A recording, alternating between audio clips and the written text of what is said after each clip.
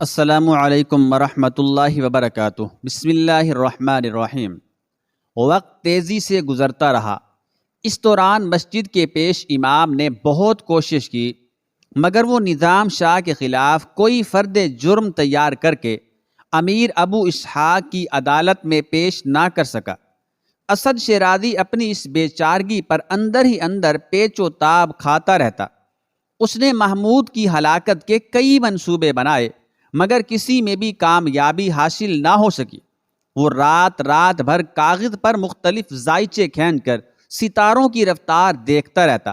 ستارے آج بھی اسے یہی کہتے تھے کہ محمود جوانی کی منزل تک نہیں پہنچ سکے گا، بلکہ عالم طفلی ہی میں کسی حادثے یا بیماری کا شکار ہو کر مر جائے گا۔ اسد شیرازی اپنے حساب سے مطمئن ہو کر کچھ دیر کے لیے مسرتوں کے نشے سے جھوم اٹھتا، مگر رات گزرتے ہی اس کی تمام لذت و نشاط زائل ہو جاتی اور وہ کمسن محمود کو محافظوں کے درمیان محل کی راہ داریوں میں دوڑتے ہوئے دیکھتا۔ اب محمود 3 سال کا ہو گیا تھا۔ اس کی کشادہ اور روشن آنکھیں دیکھنے والوں کو بتاتی تھیں کہ وہ ایک انتہائی ذہین بچہ ہے۔ محمود جسمانی اعتبار سے بہت زیادہ تندرست اور چاق و چوبند نظر آتا تھا۔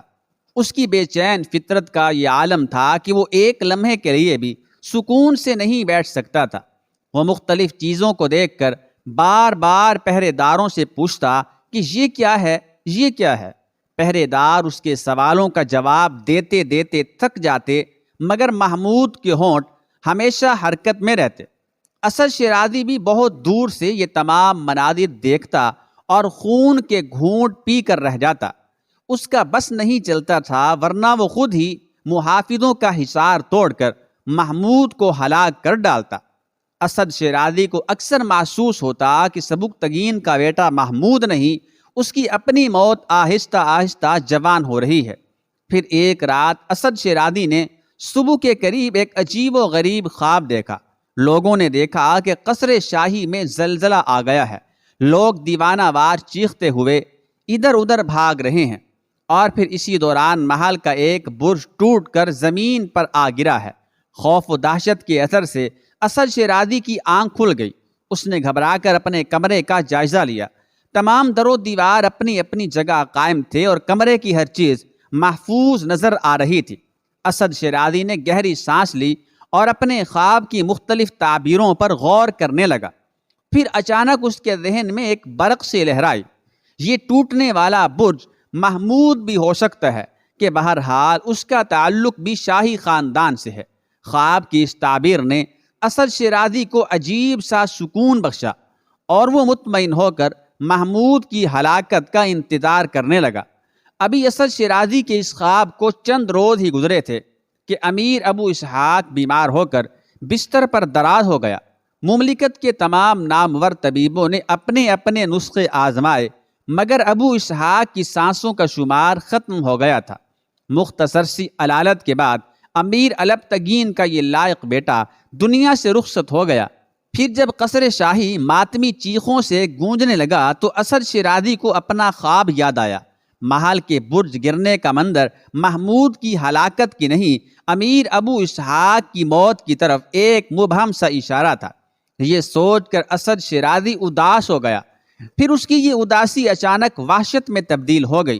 امیر ابو اسحاق کی موت کے بعد غزنی کی حکمرانی کا مسئلہ درپیش تھا، اور اسد شیرازی کی آنکھوں کے سامنے بار بار سبکتگین کا چہرہ ابھر رہا تھا۔ امیر البتگین اور ابو اسحاق سے بہت زیادہ قریب ہونے کے باعث اکثر لوگ سبکتگین ہی کو اس عہدے کے لیے سب سے طاقتور اور مناسب امیدوار سمجھ رہے تھے۔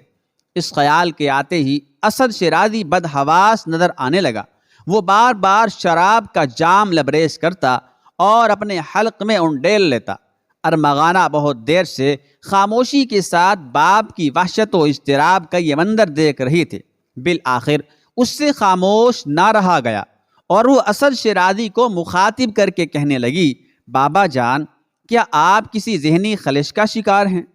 ہاں بیٹی، اسد شیرازی نے تھکے ہوئے لہجے میں کہا۔ تو پھر مجھے بھی اپنے اس کشمکش میں شریک کر لیجئے۔ ارمغانہ نے ایک سعادت مند اور فرما بردار بیٹی کے انداز میں کہا۔ شاید اس طرح آپ کے دماغ کا کچھ بوجھ ہلکا ہو جائے۔ اسد شیرازی نے دھندلی آنکھوں سے بیٹی کی طرف دیکھا۔ ارمغانہ، میں سوچ رہا ہوں کہ اگر سبکتگین اقتدار میں آ گیا تو پھر کیا ہوگا؟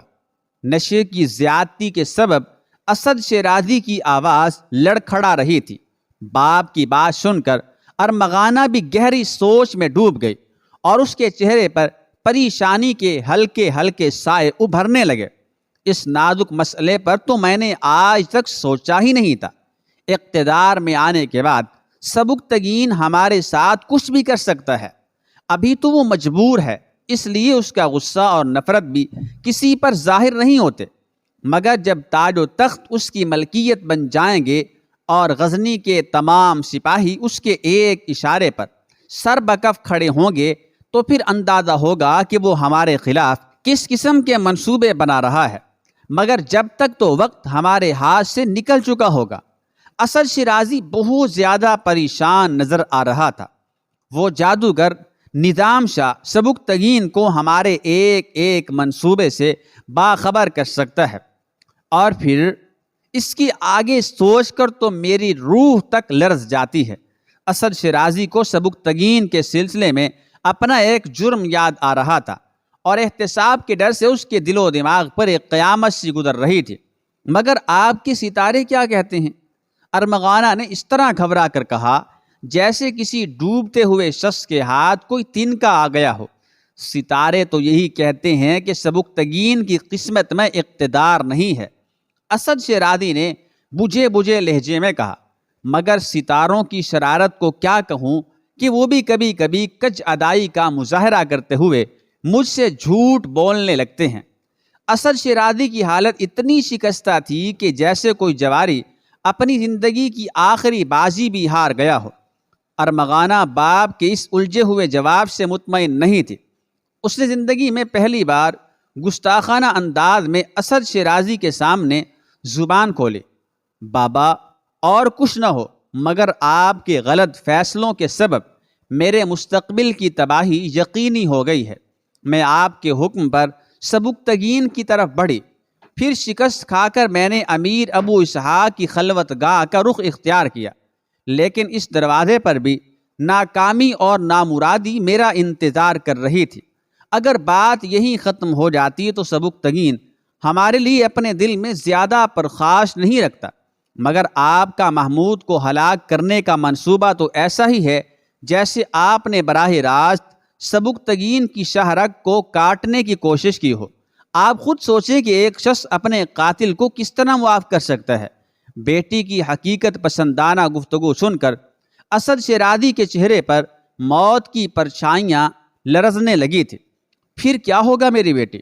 اسد شیرازی کے پوچھنے کا انداز ایسا ہی تھا جیسے کوئی عیار و بزدل گدڑ کسی حملہ آور شیر کو دیکھ کر اپنے غار کی طرف بھاگ رہا ہو۔ کچھ بھی ہو، میں اس صورتحال کا سامنا نہیں کر سکوں گی، ارمغانہ نے بدلتے ہوئے تیوروں کے ساتھ کہا۔ اس کے لہجے سے شدید ناگواری کی جھلک نمایاں تھی۔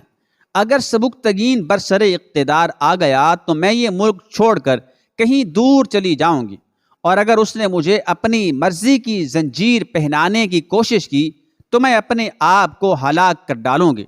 یہ کہہ کر ارمغانہ نے اپنی انگوٹھی میں جگمگاتے ہوئے قیمتی الماس کو دیکھا جو ایک لمحے میں انسانی زندگی کا سارا کاروبار ختم کر سکتا تھا۔ نہیں میری بہادر بیٹی، یہ کہتے ہوئے اسد شیرازی اپنی نشست سے اٹھا اور ارمغانہ کے قریب جا کر بیٹھ گیا، پھر اس کے سر پر ہاتھ پھیرنے لگا۔ اگر تو بھی راستہ بدل گئی تو پھر میرا ساتھ کون دے گا؟ تو خوب جانتی ہے کہ میں تجھے نرم و نازک لڑکی نہیں، اپنا جانباز و جفاکش بیٹا سمجھتا ہوں۔ یہ محض اقتدار اور بہتر مستقبل کی جنگ نہیں، یہ تو اپنے عقائد کے دفاع کا مسئلہ ہے۔ میں ذہنی اور قلبی طور پر ایک آتش پرست ہوں جس نے عالم جبر میں اسلام قبول کیا ہے۔ میں سبکتگین کا دشمن اس لیے ہو رہا ہوں کہ وہ اپنے بے داغ کردار سے اسلام کو تقویت پہنچا رہا ہے۔ یہی وجہ تھی کہ میں نے تجھے اس کو زیر دام لانے کی ہدایت کی تھی۔ میرا خیال تھا کہ تیرا حسن بے پناہ سبکتگین کو اسیر کر کے اسے طاؤس و رباب اور شراب پناہ تاب میں غرق کر دے گا، مگر افسوس ایسا نہ ہو سکا۔ پھر میں اس کے بیٹے محمود کی جان کے در پہ ہو گیا تھا کہ میرے حساب سے محمود اس دور کا سب سے بڑا فتنہ ہے، اور میرے ان اندازوں کی تصدیق اس جادوگر نظام شاہ نے بھی کر دی ہے۔